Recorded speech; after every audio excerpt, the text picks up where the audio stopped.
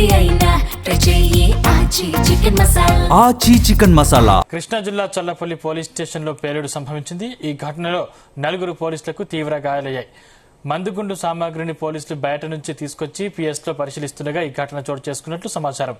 గాయపడిన వారిలో ఎస్ఐతో పాటు పోలీసు వాహన డ్రైవర్ దుర్గాంజనేయులు, 2 కానిస్టేబుళ్లు ఉన్నారు. వీరిని వెంటనే స్థానికంగా ఉన్న ఆసుపత్రికి తరలించి చికిత్స అందిస్తున్నారు. పేలుడు ధాటికి పిఎస్లోని ఫర్నిచర్, బయట నిలిపి ఉంచిన వాహనాలు దెబ్బతిన్నాయి. పేలుడుకు గల కారణాలపై ఆరా తీస్తున్నారు. ఇదే అంశానికి సంబంధించిన మరిన్ని డీటెయిల్స్ మా ప్రతినిధి యశ్వంత్ అందిస్తారు. యశ్వంత్.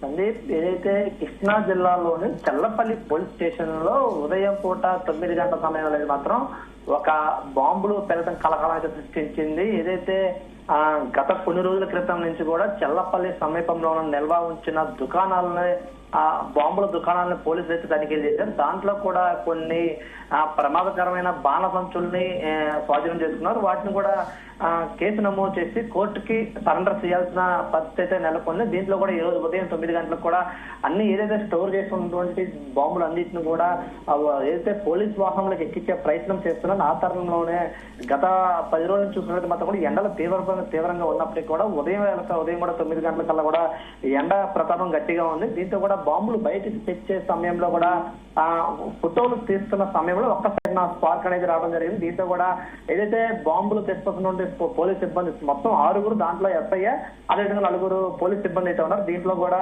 ఈ బాంబులు తెచ్చే సమయంలో ఒక్కసారిగా చిన్న నిప్పురవ రావడంతో బాంబులు మొత్తం కూడా ఏకదాటిగా ఒకే సమయంలో పెద్ద ఎత్తున పేలిన సందర్భం అయితే చోటు చేసుకుంది. దీంట్లో కూడా సుమారు 6 మంది పోలీసులు అయితే మాత్రం తీవ్ర గాయాలయ్యాయి. దాంట్లో కూడా 3 అయితే మాత్రం పరిస్థితి విషమంగా ఉంది. మరొక 3 పరిస్థితి మాత్రం కూడా కొంత నార్మల్ పరిస్థితి అయితే ఉంది. దీంతో కూడా 6 కూడా దగ్గరలో ఉన్నటువంటి స్థానికంగా ఉన్నటువంటి ప్రైవేట్ ఆసుపత్రులకి అయితే చికిత్స అందిస్తున్నారు. దాంట్లో 3 పరిస్థితి విషమంగా ఉండటం కూడా విజయవాడ మరో ప్రైవేట్ ఆసుపత్రి నుంచి ప్రథమ చికిత్స అందిస్తున్న పరిస్థితి అయితే ఉంది. దీంతో కూడా ఒక్కసారిగా ఈ బాంబుల శబ్దం భారీగా రావడంతో కూడా చల్లపల్లి పోలీస్ స్టేషన్ పరిధిలో సుమారు 1/2 కిలోమీటర్ వరకు కూడా ఆ బాంబుల శబ్దంలో స్థానికులు కూడా చాలా తీవ్ర భయాందోళనకు గురైన పరిస్థితి ఉంది.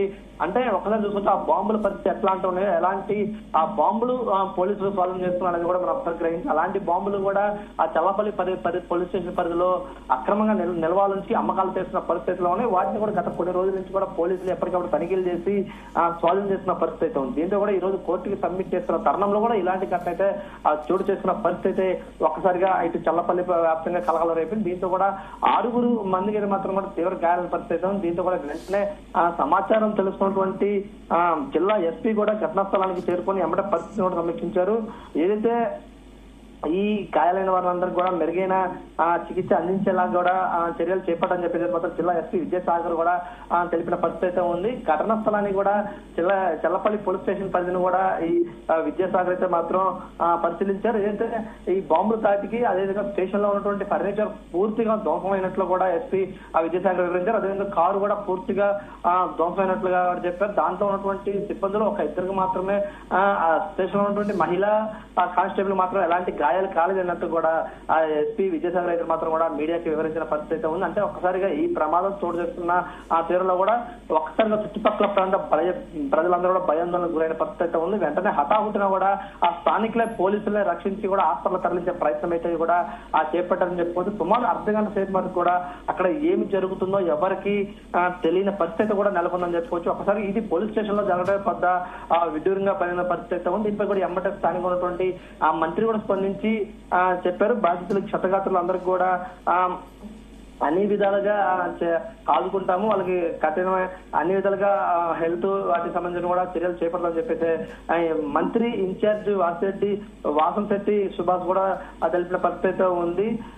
ఏదైతే గాయాలైన వారికి కూడా ఇబ్బంది చేశారో వాళ్ళకి మెరుగైన వైద్యం అందించేలా కూడా అధికారులకు ఆదేశాలు జారీ చేశామని చెప్పేసి కూడా మంత్రి వాసంశెట్టి సుభాష్ చెప్పిన పరిస్థితి ఉంది. అదేవిధంగా ఈ ప్రమాదం గల కారణాలు పూర్తిగా విచారణ జరిపి కారణాలు తక్షణమే తెలుసుకోవాలని చెప్పేసి మాత్రం పోలీసు ఉన్నతాధికారులు తెలిపినట్లు కూడా ఆయన చేశారు. ఏదైతే ఈ సీజ్ చేసిన బాంబులు అన్నిటిపై కూడా ఇంకొకసారి ఇలాంటి ఘటనలు జరగకుండా చూసుకునేలా వాటి వేరే రక్షణకు సంబంధించిన కూడా ఏర్పాట్లు చేస్తామని చెప్తున్న పరిస్థితి ఉంది.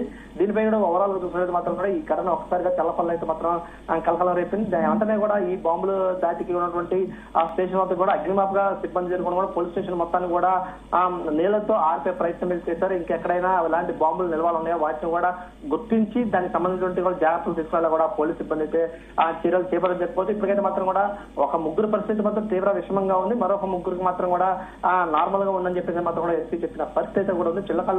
చెల్లపల్లి పోలీస్ స్టేషన్ అయితే మాత్రం ఒక్కసారిగా ఈ బాంబులు పెరగడం కూడా ఒక్కసారిగా స్థానికంగా పోలీసుల్లో అయితే మాత్రం కొంత భయాందోళనకు గురైన పరిస్థితి కూడా ఉందని చెప్పొచ్చు.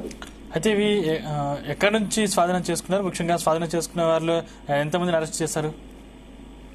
రైట్. అయితే ఈ బాంబులు అయితే మాత్రం కూడా స్థానికంగా మొన్న దీపావళి పండుగ ఏదైతే ముగిసిన తర్వాత కూడా బాంబులు అక్రమంగా నిల్వలు దుకాణాల్లో ఉంచి దొంగచాటుగా అమ్మకాలు చేస్తున్నారని చెప్పేసి మాత్రం కూడా పోలీసులకు వచ్చిన ఇన్ఫర్మేషన్ ప్రకారం కూడా గత వారం రోజుల నుంచి కూడా సుమారు 10 దుకాణాల్లో ఈ బాంబులను కూడా స్వాధీనం చేసుకున్నట్లయితే కూడా సమాచారం అవుతుంది. వీటన్నిటిని కూడా కేసు నమోదు చేసి దానికి సంబంధించిన డేటాను మొత్తాన్ని కూడా కోర్టుకి సబ్మిట్ చేసే ప్రయత్నంలో కూడా ఈ బాంబులన్నింటినీ కూడా కోర్టుకి సబ్మిట్ చేయాల్సిన పరిస్థితి అయితే ఉంది ఈ రోజు. దాంతోనే ఈ అన్నింటిని కూడా ఏదైతే అక్రమంగా బాంబులు అమ్మకాలు అవుతున్నాయి వాటన్నిటిని కూడా సీజ్ చేశారు. పోలీసులు సీజ్ చేసి ఒక గోడంలో కూడా నిల్వలు చేసిన పరిస్థితి అయితే ఉంది. ఆ గోడంలో నుంచి కూడా బాంబులు అన్నింటిని కూడా కారులోకి తరలిస్తున్న సమయంలోనే ఈ ప్రమాదం అయితే చోటు చేసుకుంది. ఈ ప్రమాదం చోటు చేసుకున్న స్థానికంగా ఒక్కసారిగా ఆ స్టేషన్ లోనే జరగడం అనేది కూడా కొంత భయాందోళన పరిస్థితి ఉంది. కొంత ఎస్ఐకి అయితే మాత్రం తీవ్ర గాయాలైన పరిస్థితి ఉంది. అదేవిధంగా కానిస్టేబుల్ కూడా ఆ తీవ్ర విషమంగా ఉంది. వీళ్ళందరినీ కూడా పూర్తిగా ట్రీట్మెంట్ అందించారు. బాడీకి పూర్తి గాయాలవడంతో వాళ్ళు మొత్తానికి కూడా ఆ హాస్పిటల్ చికిత్స అందిస్తున్న పరిస్థితి. సుమారు వీళ్ళమైన 10 మంది మాత్రం కూడా కేసు నమోదు చేశారు. వీళ్ళందరినీ కూడా కోర్టుకి తరలించే ప్రయత్నంలోనే ఈ ఘటన జరిగినట్లు కూడా ఆ స్థానికులు అయితే మనకు చెప్తున్న పరిస్థితి కూడా ఉందని చెప్పుకోవచ్చు. Thank you Yashwant.